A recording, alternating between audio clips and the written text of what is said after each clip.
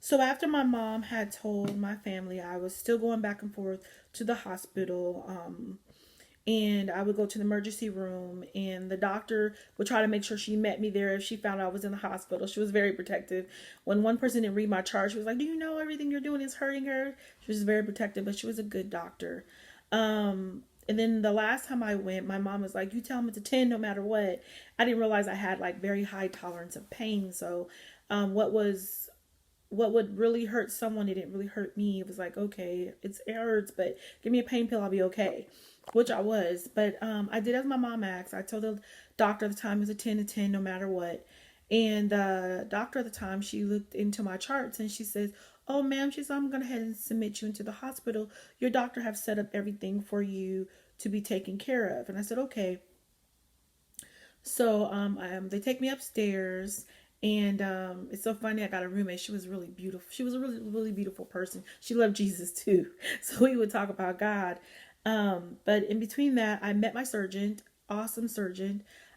She was telling me, she says, "Hey, we can get you scheduled, tomorrow immediately if you like, or we can wait a while." And I said, "No, no sense of waiting." And she said, "Well, do you understand you have to have a full hysterectomy?" I said, "Yeah, I understand." I said, "This is how I look at it. I can either wait and prolong this and try to have a child, but then I can have a child and I can die, and then what fair, that wouldn't be fair to the baby."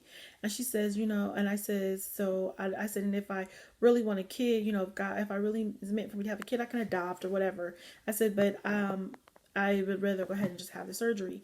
And she said, "If I can get people half your age to understand the importance of why they have to have it, it would make my job so much easier."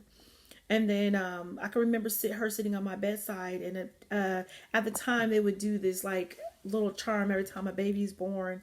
It would play like a lullaby, and she said to me, she's like, "I tell them that they shouldn't play that because for instance, your situation." I told her, "Ma'am, I don't mind it because it's a blessing.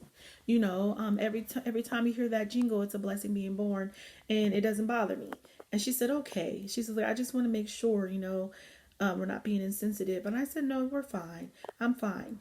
I can remember waiting in the hospital room, and as the nurses were coming in, the Holy Spirit began to speak and start telling them things about their life, about them, period.